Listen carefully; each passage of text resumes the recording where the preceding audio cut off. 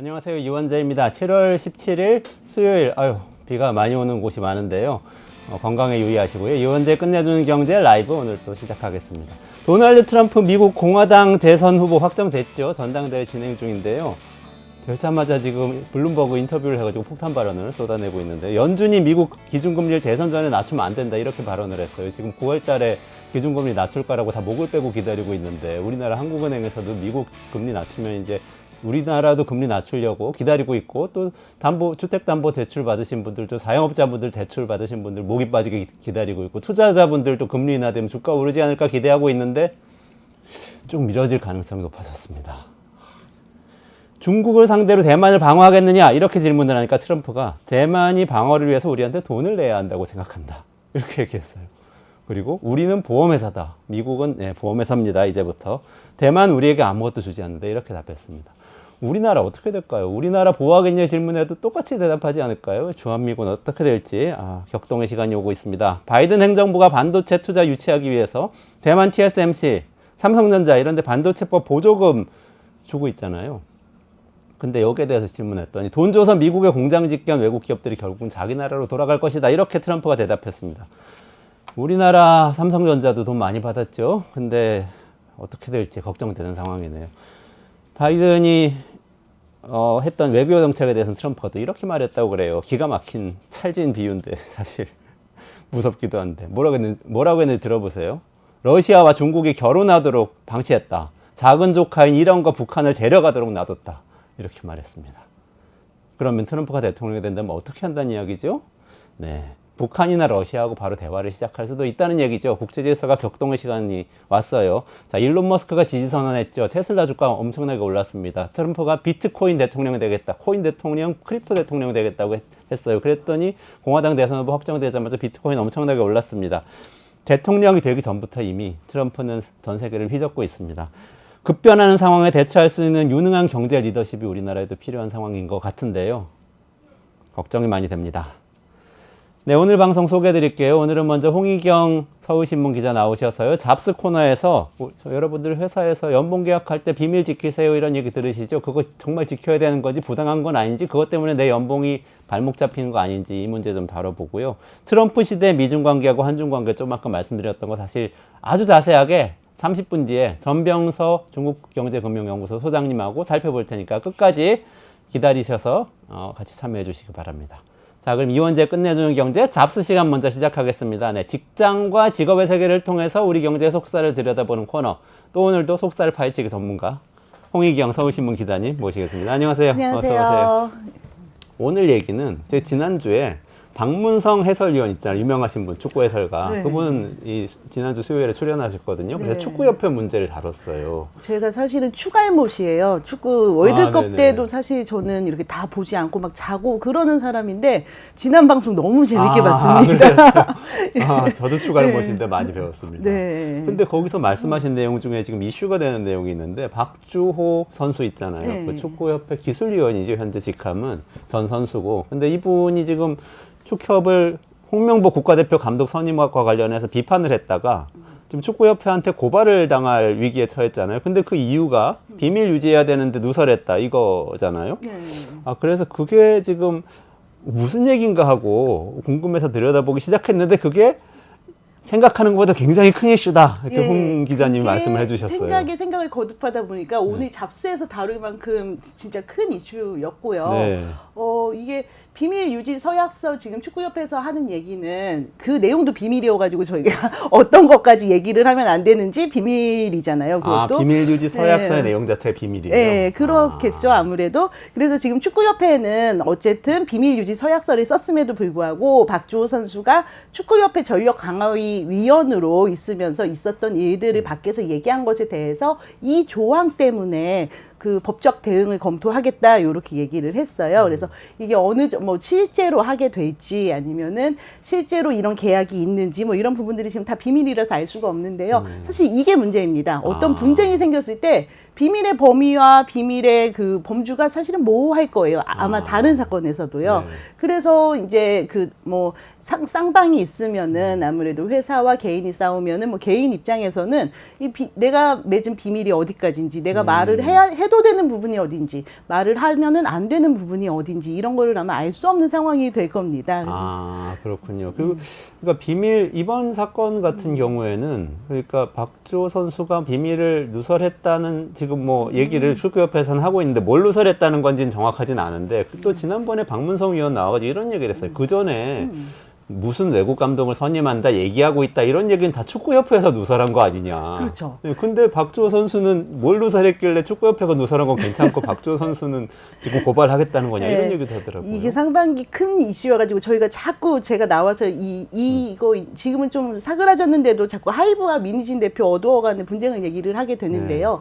그때도 생각을 해보면은 민희진 대표의 첫 번째 기자회견에서 이게 내가 말을 해야 되는데 비밀 유지가 걸려 있어가지고 말을 하지 못한다. 주주간 계약이 있다라고 계속 얘기를 했었잖아요. 그러니까 네네. 그 말하지 못한 근데 이제 저희가 그때 무슨 얘기를 했었냐면은 그런데 기자회견에서 그 말하지 못하는 계약이란 게 있다라고 했고 다음 날 모 매체에서 그 계약이 어떤 건지 내용을 취재를 해서 공개하지 않았습니까? 네네. 그럼으로써 저희가 그 하이브와 어두워 간의 주주간 계약의 내용을 알게 됐지요. 그러니까 비밀이라는 거를 이 지켜야 되는 서약을 한 사람이 공개를 한 게 아니라 언론 보도의 형태로 공개가 된 거죠. 그럼 축구협회에서 그 동안에 나왔다. 그리고 박주호 선수가 완전히 새로운 얘기가 아니라 그 전에 나왔던 얘기를 설명을 좀 보태준 거다라고 하는 거는 그 전에도 뭔가 비밀 유지 계약이 완벽하게 지켜지지는 않았다. 그리고 어떻게 보면은 그거를 뭐 센 쪽은 박주호 선수는 아니었던 것 같고 다른 사람들일 수 있겠다라는 추정도 가능한 부분입니다. 아, 그렇군요. 근데 축구협회 얘기는 그런데 우리 기업 얘기를 한번 돌아와서 생각해 보면 우리가 심심치 않게 우리나라 반도체 무슨 연구원이 뭐 대만 기업에 가가지고 일을 하는데 그게 사실 산업 스파이 역할이다. 비밀을 지키지 않았다 하면서 또 막 여론이 비난을 하기도 하고 그러잖아요. 맞습니다. 검찰이나 경찰이 수사하는 것 또는 국정원 수사에서 되게 중요한 부분을 지난 한 20년 동안 차지했던 것 같아요. 기업의 중요한 기밀을 보호를 하거나 아니면 기업의 중요한 영업 정보를 갖고서 전직을 하는 사람이 처벌하는 일이 되게 많이 됐었는데요. 그것은 우리나라가 첨단 산업 쪽 기술이 아무래도 많고 그리고 한동안은 저희가 중국이나 이런 쪽에서 우리의 기술을 빨리 추격하기 위해서 사람을 빼가거나 기술을 빼간다는 얘기가 많았잖아요. 그래서 그런 부분에 대한 경계심이 컸고 그래서 저희가 그런 비밀 서약이나 이런 거를 어떤 직원의 의무처럼 생각을 한 부분도 있습니다. 그래서 그 부분은 어느 정도는 지켜져야 할 텐데요. 다만 그 영업 비밀에 대한 뭐 여러 수사나 아니면 그런 사건에서도 심지어는 이거는 그냥 회사가 전직하지 못하게 하려고 영업 비밀도 아닌데 억지로 영업 비밀을 건다 이런 얘기가 좀 있기도 했었습니다. 그런 부작용도 있다라는 얘기도 나오는 정도였죠. 그러면 그거를 좀 많이 넓혀가지고 생각을 하면 우리가 회사하고 매년 연봉 협상하잖아요. 그렇죠. 연봉 협상할 때 네 연봉 옆에 사람 얘기해주면 안 돼. 이런 얘기를 꼭 듣는단 말이죠. 이런 것도 비밀 서약에 들어가는 거예요? 예, 사실은 오늘 저희가 얘기를 하고 싶은 거는 우리 주변에서 흔히 볼 수 있는 비밀 서약이 너무 많고 사실은 어쩌면 이게 좀 남용되고 과잉으로 작성되고 있지 않느냐 이 문제를 한번 말씀을 드리고 싶었습니다.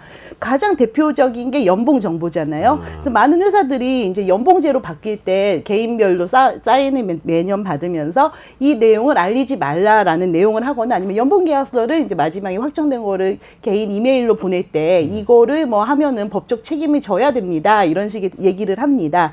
뭐 이것뿐만이 아니라 퇴직할 때도 퇴직 과정에서의 합의 내용이 있을 텐데 그것도 안 되고요. 뭐 채용 과정에서 받은 면접 질문까지 비밀에 붙이라고 하는 경우도 있고 때로는 사원 교육을 위해서 이렇게 제출했던 그런 것들 이런 것도 이제 막 비밀에 붙이고 그렇게 합니다. 그래서 어쩌면은 연봉제로 이제 그 봉급 체계가 많이 바뀌면서 많이 들어간 것이 이 비밀 서약서를 작성하는 관행이 좀 우리 직장에 자리를 잡은 것 같습니다. 그 리스트가 있네요. 네. 한국에서 한국 직장인들이 많이 저거는 연구가 된 건가요? 어떤 연구가? 저거는 그냥 저희가 여러 인사팀이랑 여쭤봐가지고 사실은 저렇게 막 너무 과학적인 건 아니고 이렇게 제가 한번 만들어봤어요. 홍 기자님이 만드신 정말 많습니다. 설명 연봉 좀 정보나. 해주셔도 좋을 것 같은데. 그런데 이게 저기서 파란색은 검은색은 회사에서 이런 필요성이 있어라고 주로 얘기하는 거고요. 부작용을 저희가 좀 빨간색으로 넣어봤어요. 그래서 연봉 정보 같은 경우에는 왜 옆 사람이 저보다 많이 받는 거 알면은 괜히 기분도 나쁘고 일하기도 싫어지잖아요. 네. 그런 것 때문에 직원 간의 갈등을 좀 방지하고 그리고 성과가 좋은 사람한테 더 인센티브를 주겠다라고 얘기를 하지만 사실은 근데 성과가 저희 성과급제에서는 성과가 아무리 좋아도 뭐 그렇게 연봉이 좋아지는 직원이 많지는 않은 게 현실이어서 사실은 직원들 간의 임금 격차를 은폐하려는 의도가 있는 게 아닌가라는 생각도 듭니다. 부당한 임금 격차요. 예, 그리고 이거 생각을 해보면은요, 이거는 보통은 대부분의 회사 복지라든지 회사 시스템이 노조가 있을 때 더 좋다라고 저희가 좀 생각을 하잖아요. 이 연봉에서 비밀 계약을 집어넣으면은 노조가 있든 없든 그 차이가 확 줄어듭니다. 왜냐면 노조가 임단협을 하려고 해도 기본적으로 우리 회사 사람들의 연봉이 어떤지 그 수준을 알아야지 할 수가 있잖아요. 그런데 연봉이 회사와 직원 개인의 1대1 계약 관계가 된다면은 노조가 그거를 임단협을 통해서 단체로 뭐 이렇게 협상을 하기 어려워지는 부분이 있습니다. 그리고 아까 그 화면을 다시 좀 보여주시면은 이 비밀 유지하는 게 워낙 많다 보니까는 그 사실은 새로운 신규 계약을 할 때 비밀 유지 계약을 쭉 넣는 게 많이 있어요. 그런데 잘 보면은 예를 들어서 저기 7번에 보면 고객 정보 있잖아요. 이 고객 정보 같은 경우는 사실은 이게 되게 특수한 쪽에서 좀 문제가 일어나는 부분이 있어요. 어떤 거냐면요. 이거는 주로 프리랜서들이 많이 활동하는 그 영역들이 있습니다. 미용이라든지요. 아니면은 뭐 학원 강사들도 프리랜서로 많이 하고 그렇게 하잖아요. 그런데 우리가 지금 미용실 같은 것만 예를 든다면은 저희가 예전에 미스코리아 배출할 때처럼 무슨 원장님이 계시고 막 거기가 30년, 40년, 60년 하고 이런 체제가 사실은 아니고 프랜차이즈가 있고 거기에서 그 프리랜서 미용사들이 계약을 통해서 그렇지만 직원처럼 일을 하고 있는 그런 상황이잖아요. 거기에서 이 디자이너를 보고서 저희가 가는 경우도 많은데 그럴 경우에는 이제 근데 이 디자이너 분이 다른 곳으로 이직을 할 수도 있잖아요. 이직을 하는 것이 프리랜서에서는 다른 계약을 하는 거일 텐데 자신의 고객에게 저 어디로 옮깁니다라고 얘기를 한다든지 아니면 고객이 물어볼 수도 있잖아요. 그만두시면은 그냥 바로 그만두세요. 아니면 어디로 가세요라고 하면 네, 저 어디로 옮깁니다. 뭐 이렇게 얘기를 하면은 고객이 거기에 따라서 뭐 정액권이 끊는 거를 그만 끊는다든지 그래서 이분이 쫓아서 옮긴다든지 이렇게 되는 경우들이 생기죠. 이제 그거를 고객 정보에 대한 비밀 서약을 어겼다. 그래서 이 미용실의 고객이지 이 디자이너의 고객이 아니었는데 이 미용실의 고객에게 정보를 제공을 하고 뭐 예를 들어 문자를 보낸다든지 하면은 이 미용실이 갖고 있는 고객 데이터를 활용을 했다. 이런 식으로 해서 지금 사실 고소 고발건이 조금 생기고 노동청에서 지금 생기고 있습니다. 그런데 노동청에서 유사 사례에 대해서는 좀 판단이 나와서 중앙노동위 홈페이지에도 게재가 돼 있고 한데 이게 사실은 되게 다 따져봐야 되는 거거든요. 근로자성 따져봐야 되죠. 이게 정말 단골인지 빼내려고 고의성이 있었는지 엄청 따져봐야 되는 건데 사실은 저희가 생각을 해보면 그 직접 대면해가지고 뭐 머리나 이런 쪽은 만져주게 되는 거잖아요. 그런데 이것이 그러면은 그 미용실의 그 고객이고 이 프리랜서 계약 때 이거는 영업 비밀 계약서 해가지고 제가 침해하지 않겠습니다. 이직할 때 활용하지 않겠습니다라고 하는 게 과연 정당한 계약인지에 대해서는 조금 의문이 드는 부분도 있어요. 소비자로서. 아니 그러니까 저는 궁금한 게 뭐 영업 비밀을 빼내가지고 뭐 경쟁사로 갔다 이런 얘기를 들으면 우리는 흔히 회사 DB에 들어가가지고 엑셀 파일을 훔쳐다가 그걸 가지고 통째로 USB에 담아가지고 갔나 보다라고 생각하는데 미용사의 경우에는 그냥 고객하고 대화하면서 전화번호만 줘도 맞습니다. 그렇게 될 수도 아니면 전화번호 받거나 이러면 그렇게 될 수도 있다는 거네요. 맞습니다. 그래서 영업비밀 보호 같은 경우는 영업비밀 그거에 관련 특화된 법이 있어가지고 거기에서 어느 정도는 정리를 하고 그거는 왜냐하면 정말 국가적으로도 되게 중대한 문제가 될 수 있는 일이니까 그렇게 정리되고 있지만 그것을 본따서 많은 실무 현장에서는 그게 영업비밀이면 미용실에서는 우리는 고객이 영업비밀이고 뭐 저희 신문사 같은 경우에는 독자 정보가 영업비밀이고 이렇게 되는 거잖아요. 네. 특히 데이터가 많아질수록 데이터 자체가 영업비밀이라고 주장할 수 있는 근거는 점점 많아지고 있잖아요. 그러다 보니까 이 비밀 계약서를 모든 직종, 전 직장인이면 당연히 써야 되는 거 이런 식으로 남발되는 순간에 저희가 생각지도 못했던 부작용이 나타나고 있는 겁니다. 사실 박주호 선수 같은 경우에도요. 아마 거기 들어가서 거기 위원이면은 사실은 여러 가지 의견이 제시를 해가지고 그러니까 주어진 업무를 수행하는 게 아니라 자신의 의견을 개진하는 게 업무잖아요. 그렇죠. 그 위원회에서는 네네. 전략강화위원이니까요.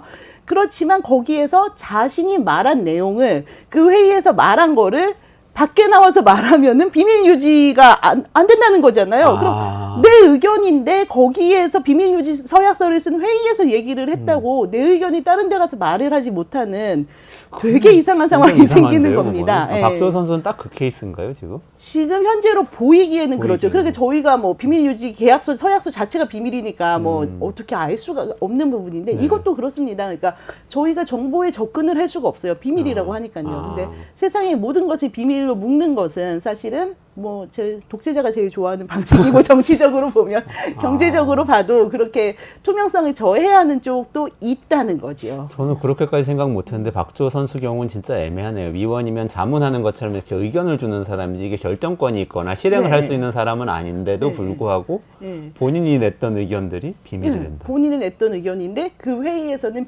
회의에서 나온 내용은 비밀 서약서니까 내 의견을 얘기 못하는 이런 상황입니다.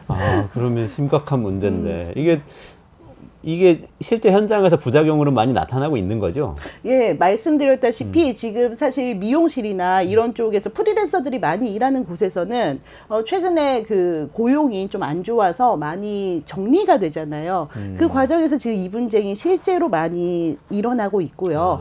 이것뿐만이 아니라 더 심각한 거는요. 사실은 직장 내 괴롭힘이라든지 아니면 성추문 이런 쪽으로 해서 할 때 회사가 조사권을 갖는 사건이 있지 않습니까? 네네네. 이게 비밀 유지, 그러니까 그 조사 내용이나 조사 과정, 조사 절차 같은 거를 비밀 유지를 거는 경우가 되게 많습니다. 왜냐하면 조사 중에 그것이 언론을 통해서 나간다든지 아니면은 회사 게시판을 통해서 나간다든지 했을 때 사건이 커진다고 회사는 생각을 하는 거고요. 그래서 원활하게 사실 이런 사건이 생겼을 때는 분쟁 당사자들끼리 합의하고 조정하는 거를 회사에서는 바라기 때문에 그 시간을 벌기 위해서 비밀 서약서 같은 거를 쓰는 경우가 많습니다. 그런데 이게 그 현장에서 나타나는 부작용은 또 저희가 생각한 거 이상으로 나타나요. 예를 들면은 그 회사가 이런 내용을 매우 고지식하게 또 해석하는 회사도 있더라고요. 그래서 저희가 이번에 취재한 것 중에서는 직장 내 괴롭힘 사건으로 누군가가 신고를 했어요. 그런데 이 피해자의 신변이라든지 신고 내용이라든지 이거를 모두 비밀로 붙여버린 겁니다. 그래서 가해자는 그러면은 가해자로 지목된 분은 그럼 자신이 언제 어디서 누구한테 가해 행위를 했는지 알아야지 얘기를 할 수가 있잖아요. 변소를 할 수가 있잖아요.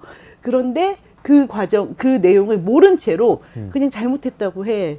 너의 평소 언행이 잘못했다고 반성문을 쓰면 안 되겠니? 라는 식으로 회사 측에서 오히려 압박이 오더라는 겁니다. 그래서 이거를 그래도 어쨌든 사건을 알아야지 사과를 하든지 하지 아니면 잘못을 저질렀으면 그 응분의 책임을 지든지 할 텐데 그 내용을 모르고 사건이 처리된다든지 그러니까 저희가 그러니까 직장이 너무 많기 때문에 직장에서 벌어지는 그 개별적인 사건은요 저희가 상상할 수 있는 수준을 넘어서더라고요. 그러니까 핵심은 여기서는 되게 조사 과정에서의 일어난 밝혀진 내용들이 비밀이라는 게 이제 핵심인 것 같은데요. 그러면 이제 성희롱 조사나 직장 내 괴롭힘 조사나 이런 게 조사에 들어가는 순간 뭔가 블랙박스가 생기고 조사 과정에 정말 정당하고 공정하지 않으면 그 다음에는 더 이상 어떻게 할 수가 없는 상황이 돼버릴 수도 맞습니다. 근데 있겠네요. 이 정도의 블랙박스를 칠 정도면은 사실은 조사를 하는 사람 맘대로 하겠다. 조사를 하는 사람의 재량을 높이 가져가겠다.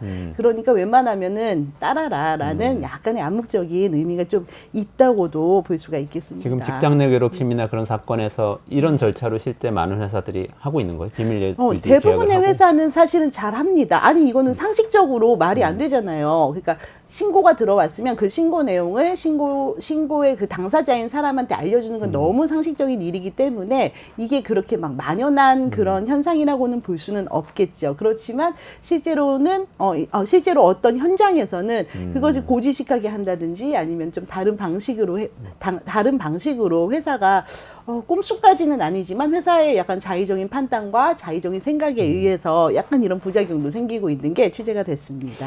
그렇군요. 그런 이제 극단적으로 안 좋은 상황도 있는데 저는 이제 넓게 경제 전체를 보면은 그냥 경제학적으로 생각을 해보면 이런 문제도 있을 것 같아요. 연봉이란 게 원래 성과나 능력에 따라서 책정이 계속 되면서 계속 바뀌어 가야 네. 경제 전체의 효율성이 좋아지는 거잖아요. 그럼 일 잘하는 사람 조금 보상을 더 받고 이게 이제 연봉제의 그렇죠. 취지인데 만약에 이게 너무 비밀이 지켜져야 되고 해서 연봉제도 성과급제도 자체가 이게 왜곡이 되면은 경제 전체 비효율이 생길 것도 같아요. 맞습니다. 이게 사회적으로 좀 비효율, 경제적으로도 그렇고요. 사회적으로도 비효율인 게요. 성과제의 연봉은 평가에 따라서 바뀌잖아요. 근데 예를 들어 평가가 누가 A를 받았고 누가 C를 받았고가 회사와 이 받은 사람의 그냥 개인적만 그 둘만 알고 있는 겁니다.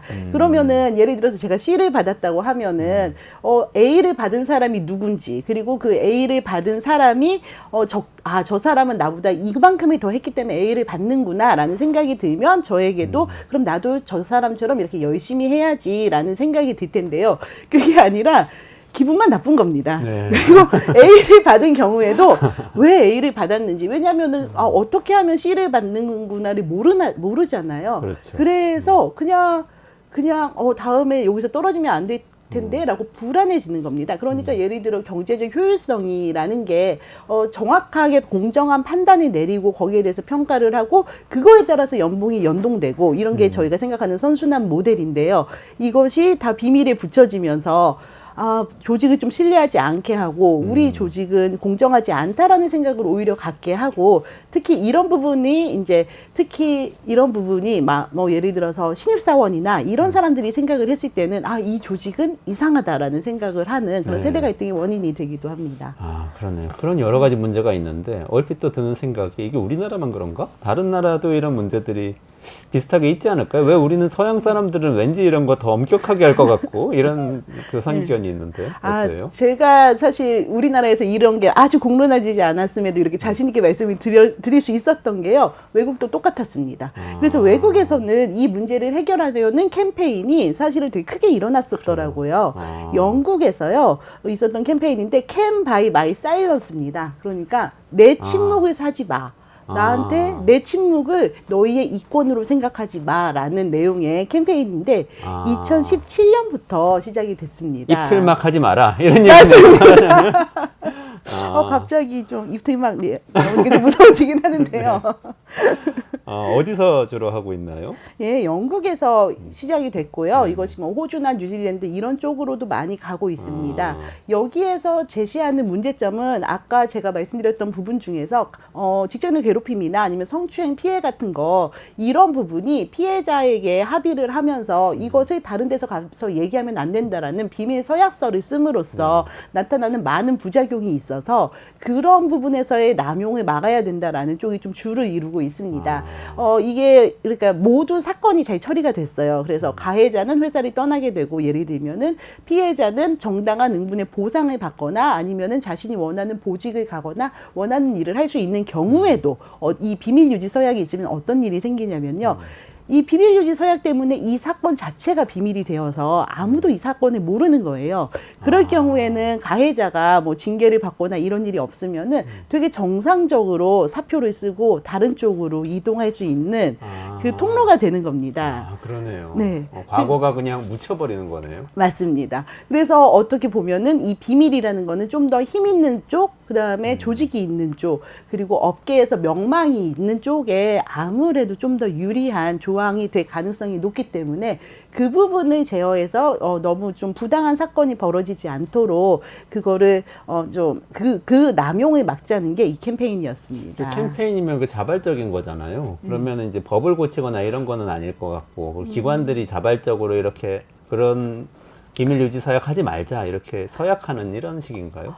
이거 같은 경우에는 일단 법도 바뀌고 있습니다. 아, 그래요? 그래서 영국 같은 경우에는요, 비밀 유지 서약을 할 수 있는 최소한 아니죠 최대한의 그거를 좀 규정을 하는 규칙을 만들고 있습니다. 이게 어떻게 생각해 보면 저희가 옛날에 영화 산업이나 이런 데서 표준 계약서를 만들었잖아요. 네네네. 그 전에는 뭐 돈이 있는 쪽이나 아니면 감독 그쪽에 이렇게 되게 맞게 맞아졌잖아요. 근데 이제 이런 표준 계약서의 개념이라고 보면 될 것 같습니다. 네. 실제로 비밀서약서 자체가 계약이니까 그 계약이 너무 사회적인 남용이 되지 않도록 하기 위해서는 어떻게 할지 그 표준화 작업을 하는 거고요. 직장 내 괴롭힘이 생기는 뭐 영국의 여러 기업에서 이 기준을 그때 배워가지고 실행을 하는 경우도 많이 있습니다. 그 내용 지금 화면에 뜬 거 보니까 성희롱, 괴롭힘 이런 것에 대해서는 아예 비밀 서약을 할 수 없다 이런 조항도 들어가 있네요. 맞습니다. 왜냐하면 피해자의 입장에서는 나의 피해를 어디에도 알릴 수 없다는 것 자체가 매우 압박을 주는 겁니다. 그러니까 저희는 그냥 생각을 해보면 비밀서약서를 썼다라고만 생각을 할 수 있지만 사실 피해자의 입장에서는 어디까지 내가 이 사실을 알리고 어디까지는 내가 이거를 감수하고 하는 부분을 정할 때 이 서약이 되게 족쇄처럼 되는 겁니다. 심지어는 그래서 비밀서약서, 이 영국에서는요, 비밀서약서를 쓴 이런 성추행 피해자가 가족이나 친구한테도 자기 고민을 털어놓지 못하는 사례가 있었습니다. 네네네. 그래서 그렇게 되면은 점점 고립이 되잖아요. 네. 네. 그러니까 정보를 나눌 수 없다는 거는 결국은 자신의 처지가 고립되는 것으로 연결되기 때문에 이 부분은 사실 인권 부분에서 생각을 하면은 되게 중요한 부분일 수도 있을 것 같습니다.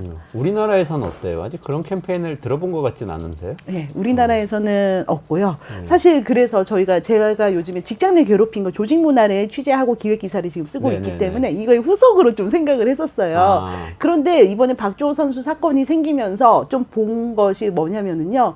실제로 지금 우리나라에서 부작용이 나타나고 있는 것 같고 남발도 되고 있는 것 같습니다. 그런데 저희가 사실 이게 큰 문제라고 생각하지 않았잖아요. 왜냐면은 이거는 어떤 문제가 생기기 전에는 그냥 저희가 연봉계약서 쓸 때 사인 하나 하는 거에 불과하거든요. 네. 그래서 이 사인이 사실은 되게 중요한 의미가 있고 이것이 나중에 나의 여러 가지 권리를 침해할 수 있다라는 저희가 인식만 가져도 많이 문제가 해결되지 않을까 이런 좀 희망적인 생각이 있어서 그래서 끝내주는 경제 먼저 빨리 말씀드려야겠다. 먼저 말씀하시는 거예요? 기획할 네. 건 기획 기사 쓰실 건데. 아니 끝내주는 경제를 통해서 많이 알려주면은 아. 저희가 기획하지 않아도 모두가 약간 이것은 이상한데라고 한번 계약서라도 한번 더 보고 할 수 있지 그렇죠. 않겠습니까? 여러분 그 비밀 서약하고 관련해서 부당하거나 뭔가 궁금한 게 있으시면 홍희경 기자에게 문의를 하시기 바랍니다. 근데 궁금한 거 또 생겼어요. 네. 그러면 보통 연봉 계약할 때 그냥 부속 문서처럼 옆에다 놓고 연봉에 대해서 뭐 100만 원 올리는 거 이거 어쩔 수 없이 받아들일게요 한 다음에 네. 사인하고 그 다음에 부속 문서는 이건 왜 형식적인 거에 하고 네, 막 사인을 네, 한단 하죠. 말이죠. 네. 근데 그게 중요하다는 거잖아요. 그 비밀 유지 서약서는. 근데 그러면 이건 빼고 합시다. 내지는 이 비밀 유지 서약서에서 이거는 저는 못 하겠어요. 이런 얘기를 할 수는 있는 거예요? 할 수는 있겠지만 저는 굳이 권하지는 않는 게 사실은 판례로 이게 넘어가면은요. 판결로 가면은 되게 판결에서는 이것에 비밀 유지 의무가 있다고 그렇게까지 인정해 주는 분위기는 아닌 것 같습니다. 예. 그래서 사실은 이 연봉에서 이렇게 뭐 계약서 쓰고 저희가 회사에서 많은 계약서 쓰는 부분 중에 되게 중요한 부분은 이직과 전직, 특히 동종업계로의 이직과 전직을 못하게 하기 위한 부분이 많아요. 그래서 아까 저희가 얘기했던 뭐 첨단 기술 같은 경우에도 이 사람이 갖고서 중국으로 이직을 했을 때 이럴 때가 실제로 분쟁이 생기는 경우가 많습니다. 그리고 아까 예로 들었던 미용사의 경우에도 이분이 전직이나 이직을 했을 때 나오는데 이직과 전직을 했을 때에 이분이 갖고 간 뭐 영업 비밀이 정말로 회사에 좀 그게 정말로 회사에 정말로 너무 중요해서 이 사람이 갖고 가면 이 회사가 영업을 못할 정도가 되고 하는 부분에 대해서 회사에 많이 증명을 요구를 하기도 합니다. 근데 다만 여기서 문제는 그겁니다. 이런 분쟁 같은 거요. 특히 조직이나 거대한 조직과 개인이 싸우는 문제에서는요. 이겨도 개인이 불리합니다. 왜냐하면 변호사비 내야 되죠. 시간 내야 되죠. 일단 이직과 전직한 회사에 저 재판 가야 돼서 오늘 연차 써야 됩니다. 이런 얘기 해야 되죠. 그러니까 이게 약간 괴롭히는 방식으로도 활용될 수 있는 소송이기 때문에 사실은 이 소송 자체를 좀 물론 소송은 누구나 걸 수 있는 거지만 그것이 민주주의고 그것이 뭔가 사법부의 작동하는 그런 거는 많긴 한데요. 이 부분에 대해서는 약간의 제약을 걸든지 아니면은 이렇게 해도 소송에서도 회사도 뭐 이게 가능성이 높지 않은 거를 좀 남발하는 거는 문제가 있다라는 식의 뭔가 이건 어떻게 해야 될까요? 그러니까 뭔가 그런 인식 전환이 좀 사회적으로 있었으면 좋겠습니다. 네네네. 너무 이거를 소송으로 가서 남발하지 말자. 그리고 판례는 사실 개인의 뭔가 이렇게 발언할 수 있는 자유를 훨씬 더 무게를 두고 있다. 비밀이 지켜야 할 의무보다는 이렇게 지금 정리를 해주시고 계시네요. 그러면 그럼에도 불구하고 지금 우리가 좀 법적으로나 사회적으로 변화를 시켜야 되는 그런 부분이 있을까요? 그 부분 좀 정리하고 마무리를 해야 될 것 같아요. 네. 이미 지금 해외 사례가 있잖아요. 네. 그래서 영국이나 아니면 미국도 그렇고 뭐 호주, 뉴질랜드 이쪽에서 이 비밀 서약에 관한 기준을 정하는 법적인 움직임들이 있었습니다. 그래서 해외 사례 있으면은 저희 너무 갖다가 한국식으로 잘 바꾸자, 잘 바꿔서 잘 적용해서 오히려 그 나라보다도 저희가 좀 잘 운영하는 경우가 많잖아요. 그래서 사실은 그런 부분들이 좀 이루어졌으면 좋겠습니다. 그런 부분에 대해서 저희가 연구도 좀 하고 그리고 약간 행정부나 입법부에서도 이 부분에 좀 관심을 갖고 이 비밀 유지 서약이 지금 얼마나 되고 있는지 회사들이 이거를 1년에 몇 개를 쓰고 있는지 직장인은 얼마를 쓰고 있는지들을 조사해서 한국에서도 이게 남발되고 있다라는 판단이 든다면은 약간 표준 계약서처럼 좀 그런 방식이 나왔으면 좋겠습니다. 만약에 제가 비밀 유지 계약서 사인을 하긴 했는데 지금 뭔가 부당한 일이 있거나 아니면 내 권리하고 관련해서 이거 사람들한테 얘기를 하고 싶어요. 근데 거기 사인을 하기는 했어. 걸릴 것 같아. 이럴 때는 어떻게 해야 돼요? 누구한테 상의를 하거나 이럴 수 있는 통로가 있어요? 변호사한테 상담해야죠. 변호사한테 상담하고 이 비밀 유지 서약서, 내가 쓴 비밀 유지 서약서는 이렇게 포괄적인 내용은 아니다라는 뭐 내용 증명을 보낸다든지 해야 될 것 같기는 한데요.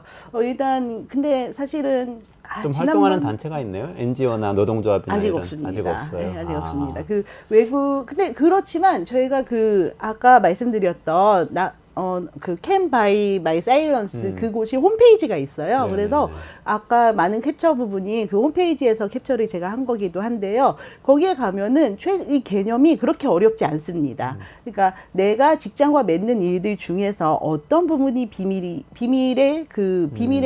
능력이 있는지 아니면 어떤 부분은 비밀이 아닌데 좀 과잉됐는지를 그걸 좀 보시면은 바로 판단을 하시기 아마 쉬우실 거예요. 그래서 저희가 인식을 갖는 거 그게 사실은 공허하긴 하지만 약간의 출발점이 아닐까 그렇게 생각이 듭니다. 알겠습니다. 네, 홍희경 기자하고요. 비밀 서약 문제에 대해서 얘기했는데 연봉계약 비밀부터 시작해서 지금 박주호 선수가 축구협회하고 벌이고 있는 논란의 핵심에 있기도 한 이 문제인데 우리 권리는 우리가 알아서 좀 잘 챙겨야 되겠다. 이렇게 좀 결론 내리면서 오늘 마무리했으면 좋겠습니다. 조금만 기다리시면 전병서 소장하고요. 중국 경제 성장률도 5% 아래로 떨어졌고 그리고 트럼프 시대에 또 이 대중관계가 좀 심각하게 어려워질 것 같은데 이거 어떻게 될지 좀 짚어보도록 하겠습니다. 그럼 홍희경 기자님 여기서 같이 저하고 인사드리도록 하겠습니다. 네. 고맙습니다. 감사합니다.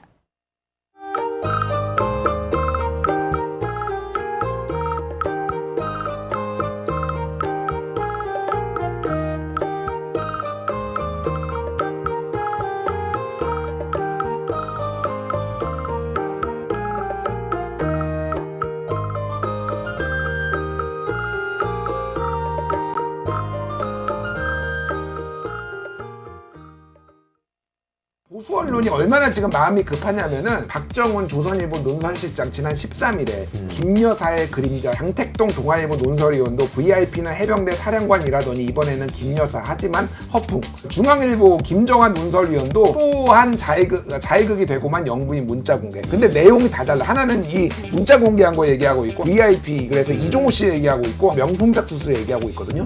지금 대한민국에 있는 모든 논란들이 다 김건희 여사를 중심으로 생기고 있고 다 모이고 있어요. 제가 보기엔 굉장히 위험하니까 지금 김건희 여사 쪽에서도 언론 플레이하고 있잖아요. 그 유모 행정관이 검찰 나가가지고 이거 바로 김건희 여사가 반납하라고 했다. 그러니까 이거는 보수 진영한테 얘기를 하는 거예요. 이게 보시는 시청자들한테 씨알이 먹히겠어요? 보수 진영한테 확실하게 야 이런 논리가 있어. 흔들리지 마. 이런 식으로 지금 탄핵을 막아보겠다. 가닥을 잡은 것. 김건희 여사 쪽이 제가 보기엔 굉장히 위기감을 느끼고 있다. 보수 언론도 지금 다 돌아설 분위기거든요. 이러다가. 네, 이원재 끝내주는 경제 전병서 중국경제금융연구소장님 모시고요. 트럼프 시대 중국 어떻게 될지, 그리고 또 지금 중국 경제 성장률이 5% 아래로 떨어졌다고 해서 중국 경제 이대로 이렇게 쇠퇴하는 거 아니냐 이런 얘기도 많이 나오고 있는데 이게 어떻게 된 건지 깊이 있게 또 짚어보도록 하겠습니다. 안녕하세요. 어서 오십시오. 안녕하십니까? 네. 일단 중국의 3중 전회가 개막한 걸로 이제 뉴스가 나오고 있는데요. 이게 약간 늦춰졌다는 이야기가 있고 3중 전회가 어떤 건지부터 시작해서 조금 설명을 좀 해주시면 좋겠습니다. 네, 삼중전 회의 전에 먼저 하나 짚어봐야 되는 게 중국의 공산당이 당원이 몇 명일까요? 글쎄요. 9,919만 명입니다. 아, 그래서 우리는 엄청나게 뭐 많네요. 전당대회 시도 때도 없이 하지만 9,900만 명이 당대회 함부로 못하니까 5년에 한 번씩 하는데요. 네. 뭐 9,900만 명 다 못 모이니까 그 중에서 205명 이 사람들을 대표로 뽑는데 그걸 중앙위원이라고 얘기를 합니다. 네. 근데 이 사람들이 5년에 7번 회의를 해요. 근데 그 중에서 세 번째 회의가 바로 중앙위원회 전체 회의, 세 번째 회의. 그래서 삼중전이라고 얘기를 합니다. 근데 이게 이제 왜 의미가 있냐 그러면 7번 회의하는 중에서 2회 회의는 인사에 관한 겁니다. 주석을 뽑거나 총리를 뽑거나 하는 건데 이 삼중전은 5년 동안의 경제 정책 방향 요거를 결정하는 거예요. 그러다 보니까 삼중전의 의미가 굉장히 강한데 원래는 요것은 이제 5년마다 한 번 하는 이제 2자하고 예를 들면 7자가 중권 전당대회 2022년, 2027년, 뭐 2012년, 뭐 2017년 이렇게 하는데 그러면 2023년에 사실은 해야 돼요. 근데 이거를 1년 동안 딜레이하고 2024년에 네. 이거 지금 시작 1년 지각한 거죠. 네. 그래서 이제 그게 왜 지각했냐에 대해서 여러 가지 이제 의문인데 어쨌거나 하여간에 1년 지각한 그 앞으로 5년 동안의 중국 경제 정책의 방향을 결정짓는 회의다. 아, 굉장히 중요한 회의네요. 네. 근데 그 앞서 가지고 지금 언론에 많이 나오고 있는 거는 시진핑 주석이 고민이 깊다 이런 기사가 또 많이 나오고 있고 그러면서 경제 성장률 얘기가 많이 나왔어요. 이게 2분기에 4.7% 성장했다고 나오는데 이거 걱정스러운 상황인가요? 그러면 이제 삼중전회 같은 회의에서 이거를 턴하기 위해서 뭔가를 대책을 막 내놔야 되는 그런 상황입니까? 어떻습니까? 그래서 이제 우리가 뭐 중국은 성장률 높게 나오면 버블이고 낮게 나오면 위기다 이렇게 얘기하는 걸로 가는데 먼저 한번 연초에 전 세계 IB들이 중국 경제 성장 몇 퍼센트를 예측을 했냐 보면요. 골드만삭스, OECD, IMF, 월드뱅크, 한국은행 다가 4.4에서 4.8을 예측을 했어요. 아, 그래요? 네. 지금 차트 화면에 나오는데 그러면 4.7이면 이거 너무 높게 나온 거죠. 그러네요. 그래서 이제 이게 서방 세계는 낮게 했고 이제 컨센서스가 5.1이라고 얘기하는 것은 요것은 1사분기에 5.3이 나왔기 때문에 전체적으로 컨센서스를 높여놨던 거죠. 네. 그러다 보니까 그런 건데 근데 어쨌거나 이제 중국 기준으로 보면은 금년도에 5% 하겠다고 그러는데 1사분기에 5.3, 2사분기에 4.7은 평균 5가 돼버리는 거죠. 네. 그럼 하반기 어떡할래? 그래서 이제 하반기가 난리 난 거죠. 그래서 상반기를 좀 높게 하면 하반기 낮춰야 되는데 상반기가 오니까 그래서 이제 이게 위기가 아니냐 하는 거지만 제가 볼 때는 뭐 오늘 IMF가 예측을 했지만 한국도 뭐 2.6%, 미국도 뭐 2%, 뭐 유럽은 그보다 낮고 그런데 4.7이면 너무 높은 거죠. 네. 근데 문제의 핵심은 그게 있는 게 아니고요. 아마 차트 준비한 게 하나 있을 것 같은데요. 중국의 지금 그 명목 성장률하고 이제 실질 성장률하고를 그려보면 요게 지금 6분기째 마이너스가 나와요. 중국 분기별 GDP 요걸 그렇죠. 보면 되죠. 네, 그래서 분기별 GDP 그래프 좀 보여주세요. 제가 준비한 중국 경제 30년 중 5번째 경제 위기 그거 보여주시면 요건 이제 분기별 GDP고요. 요 다음엔 중국 경제 30년 중 5번의 경제 위기. 네. 네, 뭐 이것도 괜찮은데요. 네.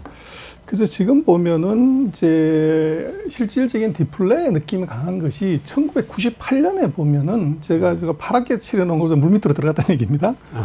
보시면은 2, 3, 4, 5, 6, 7 해가지고 6분기가 내리 이제 마이너스 들어가는 거죠. 네. 디플레 느낌이 있다는 건데 이제 1998년에 아시아 금융 위기 때 보면은 이제 7분기째 요게 턴을 해요. 7분기째. 예. 네. 그래서 이제 8분기째 완전히 플러스로 돌아서고. 근데 지금 중국 경제가 보면은 사실은 뭐 IMF보다도 지금 상황이 나쁘다고 볼 수는 없는데 네. 요게 이제 GDP 평활 지수가 요게 6분기째 마이너스가 들어갔어요. 그래서 이제 이게 어렵다고 그러는데 문제는 이제 지금 차트에 나오는 저 파란색 점선이 98년이고 빨간색이 지금 2024년인데 그 마이너스 폭이 과거보다 굉장히 얕아요. 98년이면 우리 IMF 금융위기 때, 아시아 그렇죠. 금융위기 때죠. 그리고 그때는 뭐 상당히 동아시아 국가들이 다 그렇죠. 어려웠을 때고 지금 네. 그때만큼 아니다. 그렇죠. 근데 중국이 마이너스가 들어가 있다는 것이 이게 이제 뭐 주가 심리 다 영향을 미치는 것이고 그래서 이게 지금 보면은 7분기, 8분기 정도 되면은 이건 플러스로 들어갈 가능성이 있어 보여요. 그래서 아마 지금이 아까 말씀하신 4.7이라는 게 가장 중국으로서는 아마 어두운 타이밍, 네. 새벽 오기 바로 직전 이제 그런 상황이 아닌가 싶어요. 지금 그러면 사실 테이크오프하기 바로 직전이라고 보시는 건가요? 뭐 테이크오프보다는 마이너스에서 플러스로 전환하는 소위 말하는 햇빛이 들기 시작하는 이제 그 모멘텀에 지금 와 있는 것 같아요. 아, 그렇군요.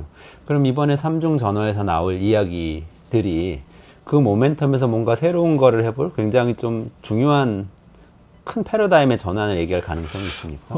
그거는 약간 다르게 봐야 되는데요. 지금 삼중전은 그 5년 단위의 경제 큰 빅픽처를 그리는 청사진을 내는 것이지 한 해의 경제 정책이나 경기 부양책을 내는 건 아니에요. 네. 그래서 이제 삼중전에서는 제가 볼 때 앞으로 5년 정도 소위 말하는 트럼프 정부 4년 동안에 중국이 어떻게 대응할 것인가 그 얘기를 할 것 같고 지금 이제 성장률이 4.7, 뭐 5%보다 낮게 나온 그것에 대해서는 7월 말에 아까 제가 잠깐 설명을 드렸습니다만 9,900만 명 중에서 205명 뽑고 이 사람들이 1년에 한 번 회의를 하지만 그래놓고는 뭐 나를 운영을 못하니까 매달 회의하는 사람들이던데 그 중에서 25명을 뽑아가지고 매달 회의하는 것이 정치국회입니다. 요걸 1년에 한 12번 정도 회의를 하는데 그때 4월달, 7월달, 12월달에 뭐를 하냐 그러면 1분기, 상반기 경제평가를 하고 하반기에 이제 전략을 논하는 것이 7월달 정치국회예요. 보통 7월 말쯤에 하게 되는데 제가 볼 때는 이번 아마 경기 대책은 7월 말에 하는 정치국회의 7월 회의에서 나온다. 그래서 이번 그 삼중전 회의는 앞으로 5년의 그림에서 크게 봐서는 한 두 가지를 얘기할 것 같아요. 그래서 중국이 보면 굉장히 뭐 2020년 이후로 경제 정책을 추상적으로 얘기를 합니다. 그래서 이번 아마 삼중전에서도 중국식 현대화를 하겠다. 그 다음에 뭘 할래? 그래 구체적으로 신질 생산력을 높이겠다. 뭐 도대체 무슨 귀신 신화를 까먹는 소리인지 모르는데 그게 이제 왜 그러냐 그러면 이제 2018년 이후에 미국하고 중국이 싸움을 하면서 중국이 과거에는 정책을 한 번 내면 뭐 400페이지, 500페이지 정도씩의 자료를 냈었어요. 근데 이게 미국으로 들어가가지고 다 미국이 제재하고 규제하는 이제 수단으로 걸리는 바람에 중국은 의도적으로 내부적으로는 엄청난 준비를 하지만 밖으로 낼 때는 뭐 쉽게 알아볼 수 없는 얘기를 할 것 같아요. 그래서 그러나 이제 지금 돌아가는 판세를 보면 두 가지를 할 것 같은데 첫 번째는 미국의 기술 봉쇄에 대해서 어떻게 대응할래 하는 이제 기술 혁신에 관한 얘기를 할 것 같아요. 그게 아마 신질 생산력이라는 단어로 표현될 건데 요거는 이제 지금 미국과 경쟁하고 있는 기술을 뛰어넘는 기술 요걸 개발하겠다. 이게 하나 나올 것 같고 두 번째로는 지금 말씀하신 중국의 내수가 왜 중요하냐 그러면 지금 그 중국의 소비의 GDP 기여도가 한 65% 3분의 2가 넘어요. 그래서 이게 안 되면 수출 뭐 이건 문제도 아니고 근데 문제는 이제 이게 경기 부양이 잘 안 된다는 건데 그게 두 가지가 있는 것이 경기 부양이 안 될 때 뭐 정부가 손을 쓰죠 어느 나라든. 근데 지금 중국 정부 같은 경우는 중앙정부하고 지방정부가 세수를 갈라가지는 비율이 중앙이 7, 지방이 3이에요. 그러다 보니까 최근 이제 한 3년 동안 코로나 방역을 하면서 지방정부가 코로나 방역에 돈을 너무 써서 곳간이 빈 거죠. 그래서 지금 이번 아마 그 재정 관련되는 중요한 이슈 중에 하나는 중앙정부가 7을 가져간 이제 세수를 이걸 6대4나 5대5로 지방정부한테 돈을 주는 이런 세제 얘기 하나 있고 두 번째는 중국의 중요한 이제 세수 중에 하나가 부동산입니다. 그래서 부동산 매각 대금을 가지고서 이제 지방 재정을 썼던 거죠. 근데 뭐 땅을 원정 팔 수가 없으니까. 그래서 중국이 이번에 아마 세제도 중요한 건 부동산에서 아마도 우리처럼 중국은 재산세가 없어요. 보유세가. 그거를 아마 이제 도입할 가능성. 보유세 도입 가능성. 그렇죠. 그래서 아마 세제 쪽에서 재정하고 부동산의 어떤 세제 개혁을 통한 재정 수입의 강화 그리고 요거를 이제 정부가 지출을 하는 네. 민간 대신 그런 형태의 소비 지출 정책 아마 그런 크게 봐서 한 그 두 가지가 좀 주목할 게 아닌가 싶습니다. 아, 이게 역사적으로 봐도 3중 전에는 지금 말씀하신 것처럼 좀 장기적인 방향성을 정하는 그런 회의를 해왔던 거죠. 그렇습니다. 그래서 중국에 보면 3자하고 이제 8자 두 번이 들어가는 이제 13년, 23년 뭐 이럴 때 2003년 요때 3중전을 했을 때 보면 예를 들어서 이제 사회주의 시장 경제로 전환한다. 아, 또는 이제 사유재산 제도를 도입한다. 네. 또 예를 들면 한 자녀 정책으로 간다. 요게 다 이제 13년, 2003년, 2013년 뭐 이런 3자 들어가는 해에 요걸 만들었어요. 그래서 2024년도 아마 그런 이제 경제 정책에서 큰 획을 긋는 이제 정책이 나올 건데 그 대신 그것은 아마 굉장히 추상적인 단어로 아까 말씀드렸지만 중국식 현대화를 하겠다 뭐 이렇게 나올 것 같지만 내부적으로는 아마 기술 혁신하고 재정 개혁을 통한 이제 그 경제 구조 변화 그걸 할 것 같아요. 보유세를 도입하고 재정 개혁을 해서 이제 지방 재정을 확충하는 거 이런 거는 사실 구조적인 문제고 굉장히 큰 이야기잖아요. 우리나라도 그런 숙제가 많은데 해결을 우리도 한참 동안 못 하고 있는 문제인데 어쨌든 삼중 전후에서는 이렇게 방향을 잡으면 그렇게 그렇죠. 실행이 중국은 됩니까? 뭐 이게 야당이었기 때문에 당이 결정하면 바로 시행할 수 있죠. 그리고 이제 중국도 이제는 도시화율이 한 66% 뭐 이 정도 되기 때문에 이제는 또 중국의 소득 수준이 뭐 13,000달러, 뭐 대도시 같은 경우는 2만 달러가 넘기 때문에 이제는 재산세를 도입하는 것이 세수에 엄청난 이제 도움이 될 수 있는 그런 단계는 와 있죠. 그리고 이제 부동산을 계속적으로 매각을 한다는 것 자체가 어떤 문제가 있냐면 지금처럼 부동산 경기가 밑으로 먹었을 때 이게 재정 수입에 큰 영향을 줘버리고 거꾸로 또 이제 재정을 늘리려면 땅을 더 많이 팔아야 되니까 오히려 토지 가격을 더 떨어뜨리는 그런 문제가 생긴 거죠. 그러다 보니까 그걸 이제 조금 원천적으로 보려고 그러면 서방 세계처럼 이게 이제 재산세를 도입을 해서 안정적으로 매년 이제 수입을 늘리는 아마 그런 쪽으로 조세 정책의 전환이 있을 수 있을 것 같아요.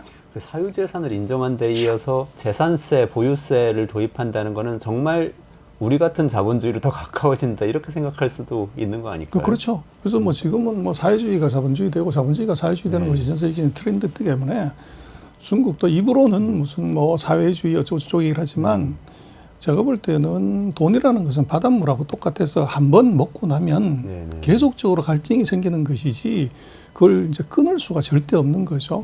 그렇다고 그러면 중국은 입으로는 뭐 공유경제 사회주의 얘기를 하지만 이게 자본주의의 시스템 중에서 강점을 갖는 것, 그것은 끊임없이 이제 흡수하고 그 대신 겉으로 얘기하는 것은 데코레이션은 사회주의 용어로 포장을 하는 이제 껍데기만 이제 사회주의 안에 내부는 들여다보면 이제 자본주의 시장 경제 시스템을 계속적으로 이제 추종하는 그런 상황으로 가는 것 같아요. 그렇군요. 근데 또 큰 변수가 생기지 않습니까? 또 미국 대선이라는 변수가 이제 또 있는데요. 최근에 트럼프 피격 이후에 트럼프 대통령 당선 가능성을 또 높아졌다고 예측하는 전망이 많고 그러다 보니까 그러면 아까 기술력에 대한 말씀도 하셨지만 중국도 압박이 더 기술 규제라든지 이런 압박이 더 세질 거라는 예상하에서 이 큰 방향을 좀 다시 검토하고 그러지는 않나요?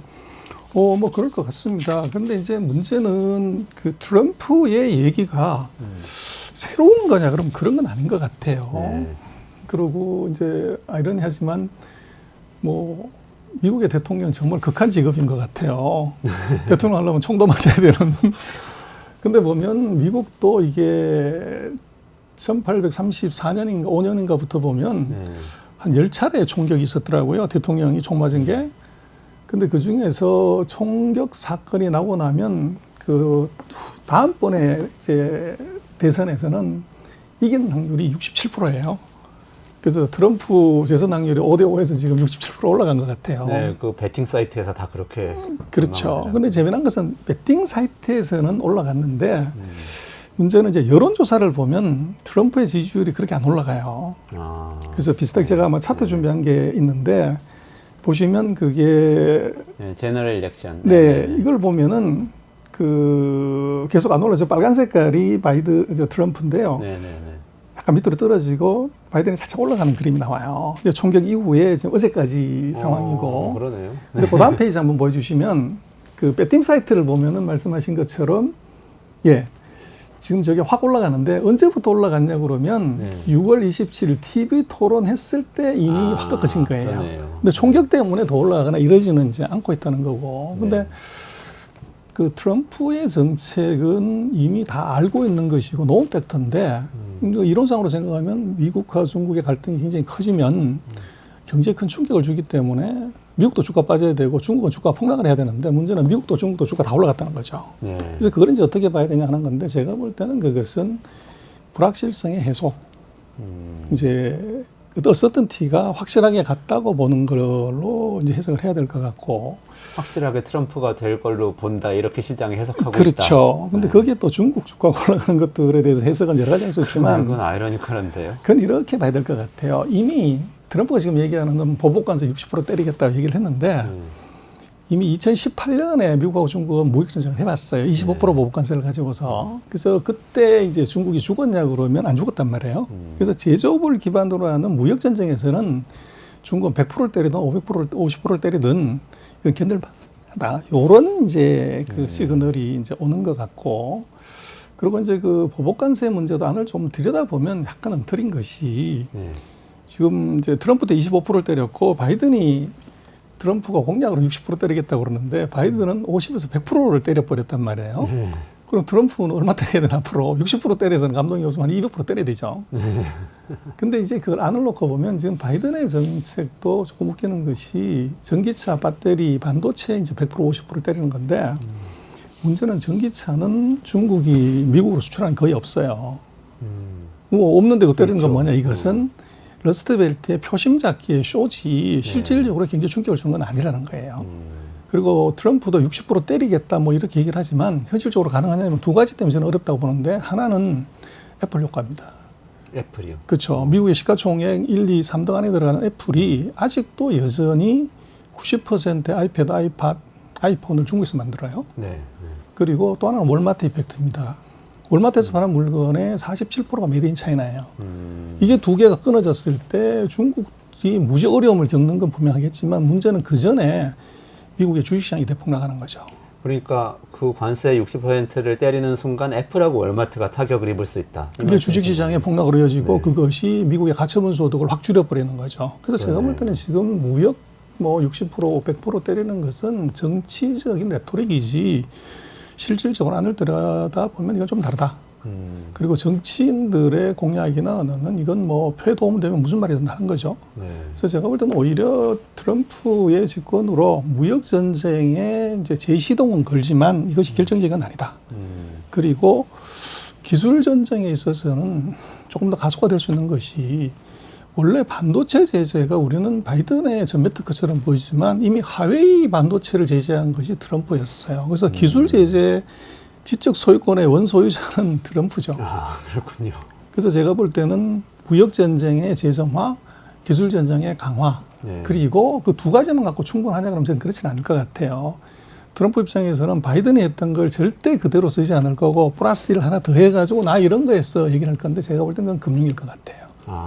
그래서 무역 전쟁의 재점화, 그 다음에 기술 전쟁의 가속화를 하면서 바이든이 못했던 거 안 했던 거 하나 금융전쟁 한다. 그래서 저는 오히려 금융 쪽 조금 더 봐야 될 것 같고 그래서 아마 미국의 전략은 무역으로 시비 걸고 기술로 목 조르고 그리고 금융으로 돈 털어가는 것이 이게 지금 미국의 뭐 트럼프 새 정부 들어선다고 하면 전략이 될 거 아닌가 싶고 그렇게 이제 보는 또 하나 이제 그 거는 1985년에 일본이 미국하고 이제 전쟁을 했죠. 경제 전쟁을. 네네네. 그때 일본이 왜 죽었냐 그러면 바로 엔다카, 프라자 합의 때문에 환율 때문에 죽었거든요. 네네네. 근데 그때 일본하고의 무역 협상에서 부대표가 누구였냐면 로버트 라이트하이저였어요. 근데 2018년에 미국과 중국이 전쟁을 했을 때 그게 미국의 협상 대표가 바로 로버트 라이트하이저죠. 그렇죠. 이번에 또 트럼프 측근으로 계속 나오는 그분이잖아요. 그렇죠. 그래서 참 이게 보면 우리하고 다른 점은 1980년대, 40년 전에 일했던 사람이 여전히 재사용을 하는데 우리는 뭐 50대만 돼도 다 이제 잘라버리는 상황이라서. 그래서 어쨌거나 로버트 라이트하이저가 다시 이제 재임용이 된다고 하면 그때의 경험을 살려서 중국에서 금융의 칼로 이제 수술을 하려고 하는 이제 그런 의도가 분명히 있을 것 같아요. 금융을 손을 댄다면 금융 전쟁을 건다고 그러면 뭐를 할 수가 있습니까? 금융시장 개방이죠. 자본시장 개방. 네네. 그래서 미국도 사실은 중국을 멸망시키거나 없애야 되냐, 아니면 일본처럼 바보 만들어가지고 이게 머슴으로 계속 부리는 게 유리하냐, 핸드폰 만들고 자동차 만들고 이게 유리하죠. 그래서 미국에 대항할 수 없이 이제 손이나 발을 잘라버리는 것이 가장 좋은 방법이고, 일본이 최근 30년 동안 해봤던 이유가 바로 금융에서 발달이 잘리는 바람에 그런 일이 벌어진 건데, 그래서 뭐 그걸 놓고 보면 제가 볼 때는 기술을 조금 더 목을 재면서 이 자본시장 쪽, 금융시장 쪽을 열라고 압박을 하고, 대신 기술을 조금 열어주면서 이걸 확 열게 만드는 막 그런 구조로 갈 확률이 높아 보이고, 그렇게 보는 이유는 중국은 사실은 이게 세계의 그 미국의 압박보다 더 무서운 것이 14억 인민들의 눈입니다. 그래서 미국의 압박에 의해서 우리가 예를 들어서 뭐 상품을 500억 불, 2천억 불을 더 사준다는 것은 중국의 자존심의 문제, 14억 인민들의 눈이 우습지만 금융시장을 열어서 거기서 미국이 자본에 들어와서 한 2천억 불 시세 차익 내가는 거, 이거는 뭐 아주 스무드하게, 우아하게 이제 미국을 달랠 수 있는 방법이죠. 그리고 중국 자체도 보면 지금 부채 비율이 높기 때문에 어떤 형태로든지 간에 자본시장을 키워서 부채 비율을 낮춰야 되는 문제인데, 지금 한 4년 동안의 주가 하락, 자본시장의 침체 때문에 외생적인 충격 없이 이것이 올라가기 어렵다는 거죠. 그래서 그렇게 놓으면 미국과 중국의 속내를 보면 하나는 실리, 하나는 실리 플러스 명분이 여기에 맞아떨어질 수 있는 가능성이 금융일 수 있어요. 아, 그렇군요. 금융시장을 개방시켜서 트럼프 입장에서는 명분을 어떻게든 조금 더 취하고 바이든보다 더 중국에 대해서 강하게 나간다 이렇게 얘기를 하고, 중국 입장에서는 사실은 크게 손해볼 것도 없고 국내 금융시장, 금융산업을 좀 더 키우는 마중물, 매기 효과 같은 것을 기대할 수도 있고. 그렇죠. 이런 기술 압박을 이걸 조금 더 풀게 만들고 대신 결국 돈으로 해결하는 거죠. 실제적으로는. 그리고 그게 반대급부로 자기네들로서는 자기네 힘으로 쉽게 할 수 없는 자본시장의 발전을 매기를 한 마리 갖고 들어와서 주가를 올리면서 이제 지금 중국 같은 경우도 보면 왜 내수 경기가 나쁘냐고 그럴 때, 최근 1년간을 보면 중국의 은행 예금이 한 30조 위안 정도 더 늘어났어요. 30조면 GDP의 4분의 1입니다.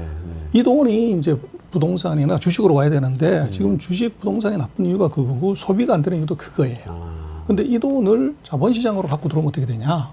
뭐 자본시장 시가총액이 한 7, 80조인데 이 돈이 들어오게 되면 뭐 시총이 한 3분의 1 정도 되는 돈이 들어온다는 거죠. 네. 그럼 이게 휙 올라갈 수가 있는 계기가 된다는 겁니다. 네. 그럼 자본시장 발전이 중국 입장에서도, 당국 입장에서도 굉장히 중요한 상황이네요. 그렇습니다. 중국 입장에서는 서방 세계가 계속적으로 얘기하는 게 다 금융 문제죠. 부채 때문에 망한다, 부채 때문에 어렵다고 그러는데 그 해결하는 방법이 뭐냐? 미국이 굉장히 좋은 스승님입니다. 그래서 미국이 아시안 국가들이 금융위기 때 보면은 이제 부채를 줄이라고 얘기했지만 정작 미국은 자본시장을 통해서 증자를 통해 가지고 공적 자금 넣어서 주가 올려 가지고 해결했죠. 그래서 중국도 지금 이제 자산을 팔아서 부채를 줄이는 것이 아니라 증시에서 자금 조달을 통한 자본을 늘려서 부채비율을 낮추는 그 전략을 쓰고 싶은 거죠. 네.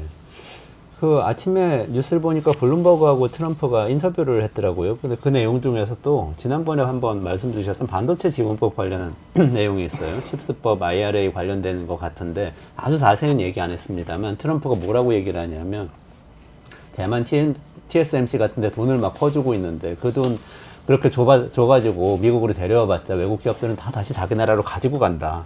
이런 얘기를 해서 이제 언론에서는 이게 그 반도체 지원법 같은 거 이거 다시 후퇴하려고 하는 거 아니냐 뭐 이런 얘기도 있고 여러 가지 해석이 나오고 있는데 그건 어떻게 보세요? 그건 정치적인 레토릭이고요. 제가 볼 때는 트럼프는 장사꾼입니다.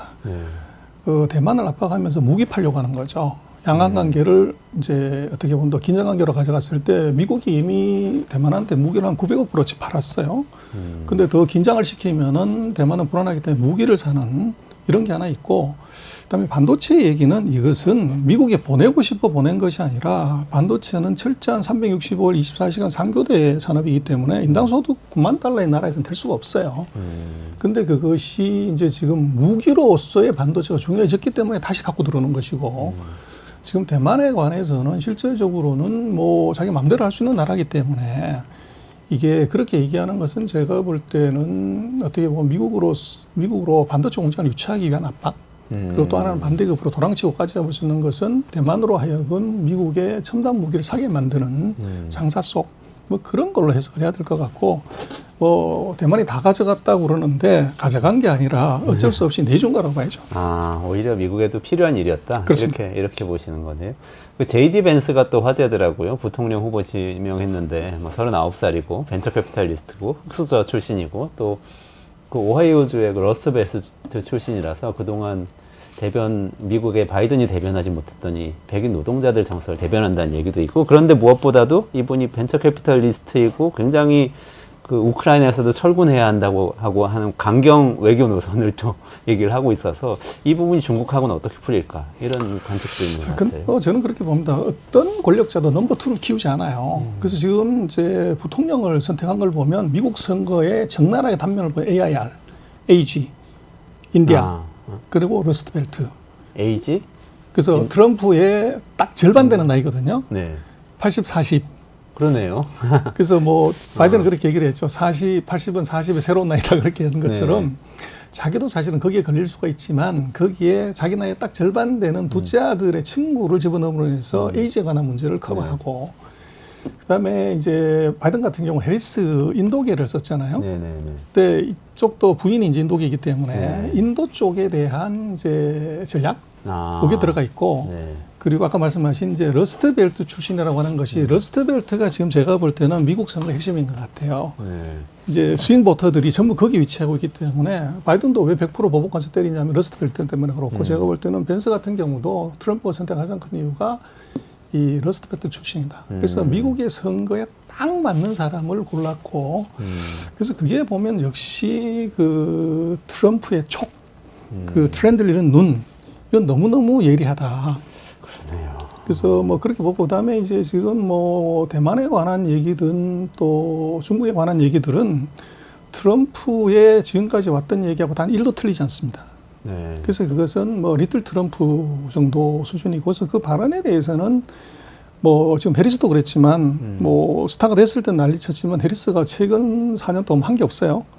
그게 넘버 2를 안 키우기 때문에 그런 거고 그래서 아마 제가 볼 때는 트럼프가 지금 부통령을 키울 거냐 그건 아니고 선거 전략상으로 보면 표심없게 가장 좋은 사람 정도로 보여져서 저는 오히려 자기하고 정반대되는 부통령을 얻었다고 하면 그건 정말 위협일 것 같아요. 근데 똑같은 스타일의 사람을 얻었다는 것은 요것은 이제 말 잘 듣는 넘버 2지 이 트럼프의 생각에 새로운 플러스 1을 더하는 사람은 아니다.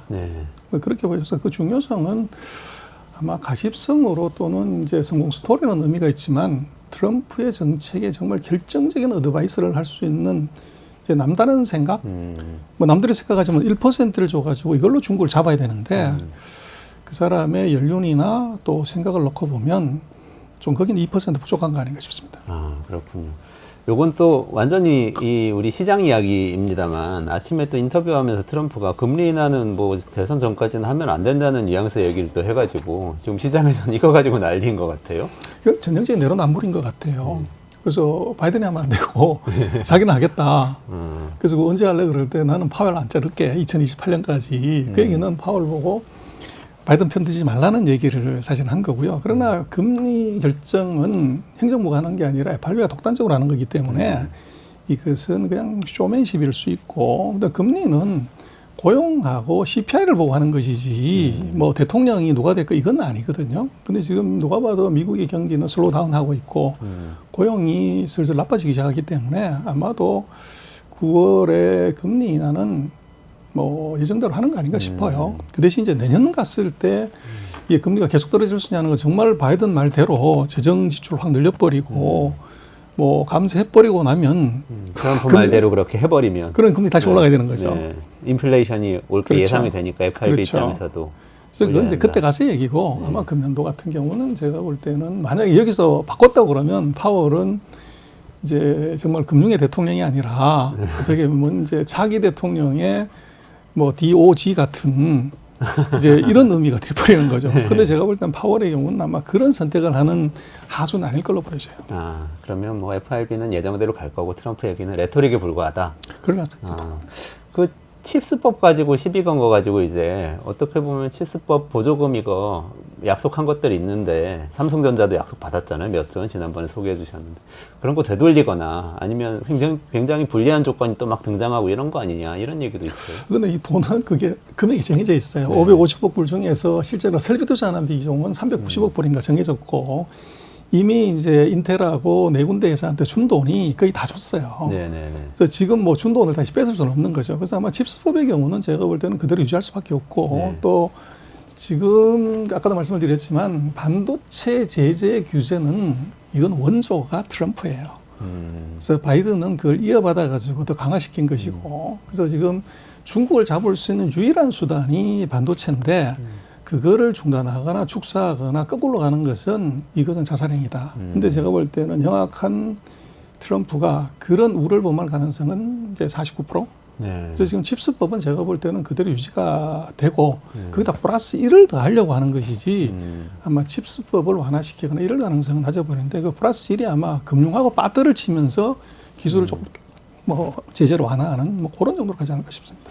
조금 장기적으로 봐서요. 진짜 트럼프가 지금 공언하고 있는 대로 소득세까지 폐지하는 정도로 감세를 하고 그렇지만 재정은 또 늘리겠다고 또 하고 이런 상황이 오면은 전체적으로 미국 경제뿐만 아니라 세계 경제에 영향을 많이 미치지 않을까요? 엉망진창 되는 거죠. 네. 근데 제가 볼 때는 지금 트럼프의 여러 가지 이제 언사나 뭐 공약에 대해서 걱정이 많지만 저는 좀 다르게 보는 것은 트럼프는 2년짜리 대통령일 가능성이 높아요.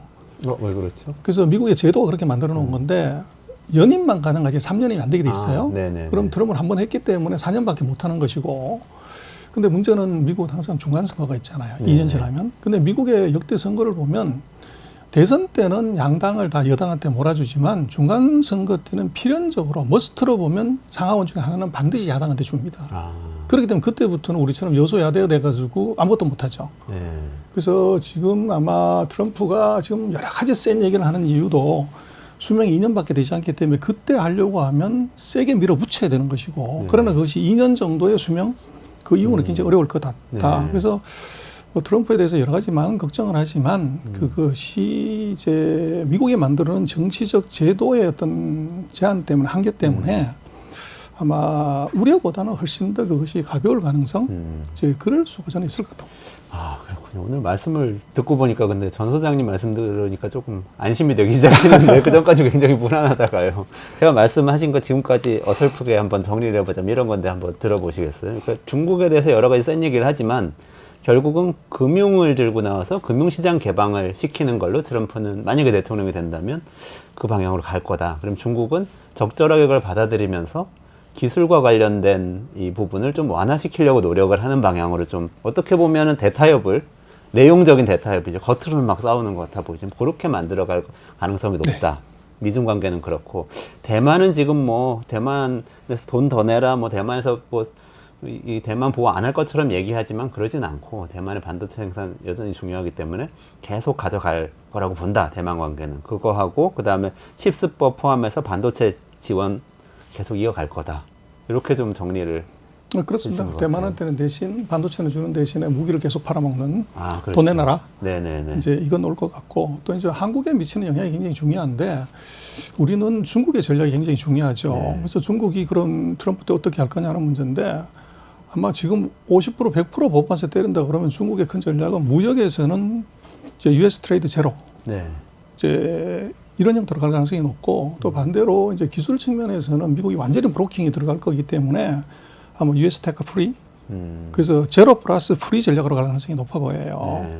그럼 우리한테는 제로 전략으로 가는 것은 우리는 미국으로 수출이 늘 수 있는 가능성 때문에 굉장히 좋은 이제 기회를 받지만 반대로 US 테크 프리로 가게 된다 그러면 그건 다른 말로 중국의 국산화를 얘기를 해요. 기술 국산화. 거기 최대 패자는 한국이 될 수가 있죠. 우리가 중국의 이제 중간재 기술 또 반도체 기술을 팔고 있기 때문에 이게 국산화가 되는 순간에 우리는 뭐 전체 시장의 30% 40%를 이제 포기해야 되는 그런 상황이기 때문에 아마 우리한테는 굿뉴스 배드뉴스가 같이 있고 그걸 이제 우리가 어떻게 잘 이제 해결해 나가야 되는 것은 지금부터 숙제일 것 같아요.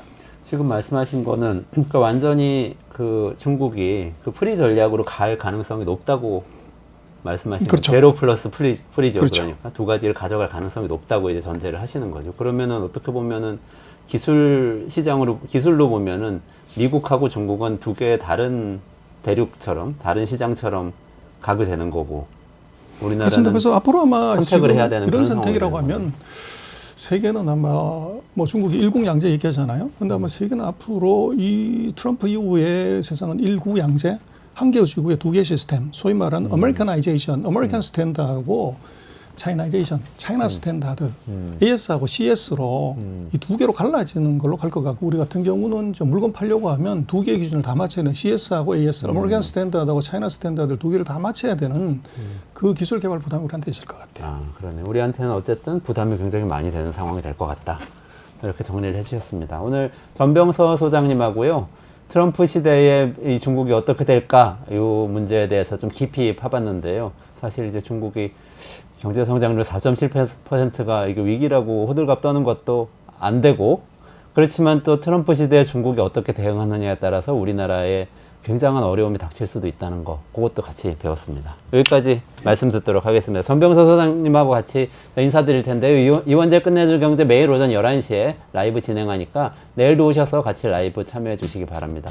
오늘 같이 인사드리겠습니다. 고맙습니다.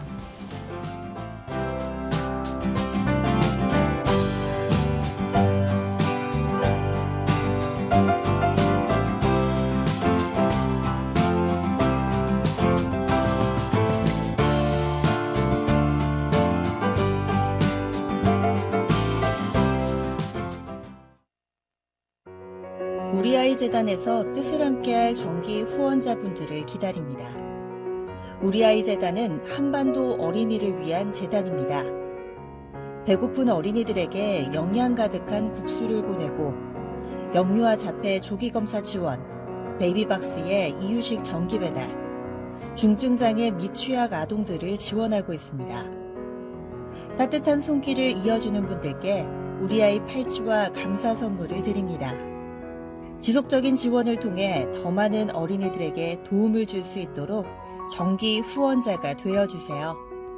후원 문의 02-2128-3344, 2128-3344